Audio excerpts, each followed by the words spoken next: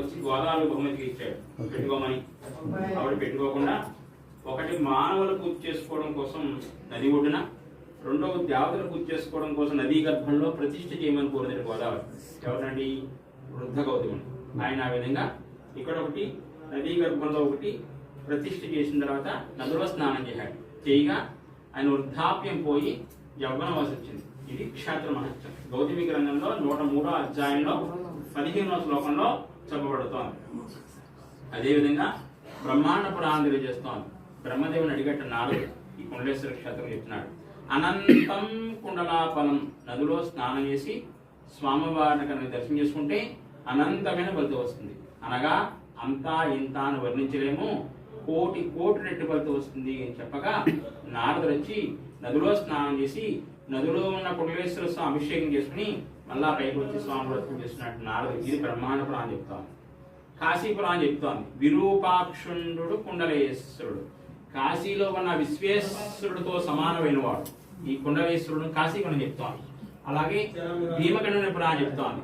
స్నానాత్ దర్శనాలు, స్నానం చేసి దర్శనం చేసుకున్నా, స్నానాత్ దానాలు, స్నానం చేసి దానం చేసిన, స్పర్శనాత్ దర్శనాలు, కనీసం గోదావరి నీళ్లు చల్లుకొని దర్శనం చేసుకున్నా కోటి యజ్ఞ పుణ్యపలే, అనగా 10,000 గోవులు దానం చేసిన ఫలితం వస్తుందని. ఇటువంటి ఫలితం ఏ నదికైనా ఉందా అంటే నెల్లాళ్ళు గంగలో స్నానం చేస్తే ఉంటుంది, లేకపోతే 12 సంవత్సరాల కోసం వచ్చే పుష్కర స్నానం వల్ల ఉంటుంది. ఇక్కడ ప్రతి నిత్యము నీళ్లు చల్లుకున్నా కూడా ఉంది. పుష్కరం అంటే 11 నదులు ఒక నదికి వస్తే పుష్కరం అంటారు. 12 నదులు అవుతాయి. అప్పుడు ఎవరుంటారట? సదాశివుడు, త్రిమూర్తులు, 3 దేవతలు, పితృదేవతలు నదిలో ఉంటారు. అప్పుడు స్నానానికి ప్రాముఖ్యత. మరి ఇక్కడ ఎవరున్నారని చెప్పి అంత ఫలితం వస్తుంది? నీళ్లు చల్లుకున్నా కూడా ఉందంటారు.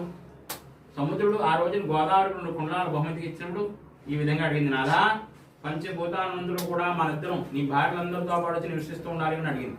అందుకే ప్రతిరోజు ఆయన భార్యలందరితో పాటు వచ్చి నదిలో స్నానం చేసి నదిలో ఉన్న కుండలేశ్వర అభిషేకం చేసి వెళ్తూ ఉంటారు. మనకు కనపడవది 12 నదులే. కనపడని 3,50,00,000 జీవనదులు ఉన్నాయని, భూ అంతర్భాగంలో జలాశయ రూపంలో ప్రవహిస్తూ సముద్రం కలుస్తున్నాయని చెప్తున్నారు. వాళ్ళందరితో పాటు వచ్చి నదిలో స్నానం చేసి నదిలో ఉన్న కుండలేశ్వర అభిషేకం చేసుకుంటాడు. ఇక్కడి నుంచి వెళ్ళిపోయేటప్పుడల్లా ఇక్కడ పాపాలతో పాటు తీసుకుపోతూ ఉంటాడు. అందుకే ఈ ప్రాంతంలో నీళ్ళు ఎదుర్కొన్నా కూడా మోక్షం సిద్ధిస్తుంది అని చెప్పబడుతోంది. అందుకే ఈ మధ్యకాలంలో బ్రహ్మశ్రీ చాగంటి కోటేశ్వరరావు గారు చెప్తూ కాశీ వెళ్ళే వారందరూ కూడా ముందుగా కుండలేశ్వర క్షేత్రంలో స్నానం చేసి కాశీ వెళ్ళండి అని చెప్పడంతో చాలా మంది ఈ క్షేత్రానికి దర్శనానికి వస్తున్నారు. ఎందుకు స్నానం చేసి వెళ్ళాలి? కోటేశ్వరరావు గారు చెప్పినాడు కానీ స్నానం చేసి స్వామివారి దర్శనం చేసి వెళ్ళారు అనుకోండి, అక్కడ వెళ్ళగానే చేస్తాడు, గంగలో మునుగుతాడు. మనకు గంగాదేవుడు ఈ భక్తుడు నాకు ఎటువంటి పాపాలు అంటించలేదు కనుక వీడి శివ సాధ్య పొందుగాక అని ఆశీర్వదిస్తున్న స్నానం చేసి వెళ్తే, అదే స్నానం వెళ్ళాం అనుకోండి మనకి తెలియక మామూలుగా వెళ్తాం, వెళ్ళగానే గంగలో మునుగుతాం, వెళ్ళగానే మన పాపాలను కడిగేసినట్టుగా అయిపోయి మృత్యులో పైకి వెళ్తాం. మనకు అవదే పాపాలు లేవు కానీ ఆ తల్లి మనల్ని ఏమీ ఆశీర్వదించలేదు. ఎందువల్ల మన పాపాలను గంగలో వదిలేసాం. ఈ పాపాన్ని గంగాదేవి కట్టుకుని ఆవిడ హంస రూపం వల్ల, అనగా తెల్లటి రూపంలో నల్లగా అయిపోతుంటే సాయంత్రం కనుక కాకి రూపం ధరిస్తుడా, ఆ కాకి రూపం పోవడం కోసం నేను రాత్రి కూడా కాకి రూపంలో వచ్చి కుండలేశ్వర క్షేత్రంలో స్నానం చేసి మరునాడు అక్కడ హంస రూపలే ఉద్భవిస్తుంది అని కాశీపురాన్ని చెప్తాను. అదే ప్రతి భక్తుడు స్నానం చేసి వెళ్తే ఆ తల్లి ఎప్పుడు హంస రూపంలాగా ఉంటుంది. ఆవిడ కాకి రూపం రాదు, ఇక్కడ రావడం పర్లేదు. ఇది కుండలేశ్వర క్షేత్రం కాశీలో చెప్పిన మాట. అంత విశేషమైన క్షేత్రం కుండలేశ్వర క్షేత్రం. మొట్టమొదటిగా మార్కండేయుడు క్షేత్రం దర్శనంకి వచ్చాడు మానవుడు. 4వ శతాబ్దం వాడు, ఆయుష్ 16 సంవత్సరాలు. ఆయన 13వ ఏటనే భారతదేశంలో ఉన్న క్షేత్రం దర్శనం చేసుకుని నదిలో స్నానం చేసి స్వామివారి దర్శనం చేసుకుని హిమాలయాల్లో తపస్సు చేసుకుంటే అందరూ తీసుకుపోతున్నప్పుడు కుండలీకృత కుండలేశ్వర కుండలం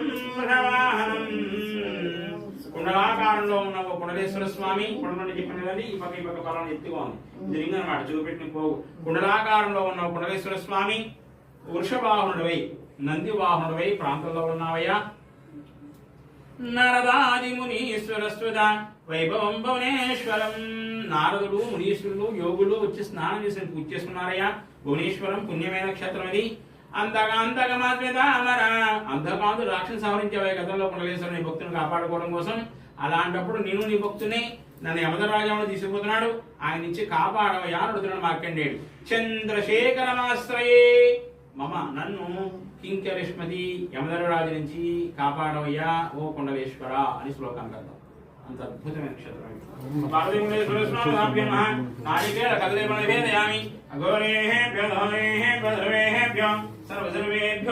నమస్తే అస్తు రుద్రరూపేభ్యః నమస్కరోమి.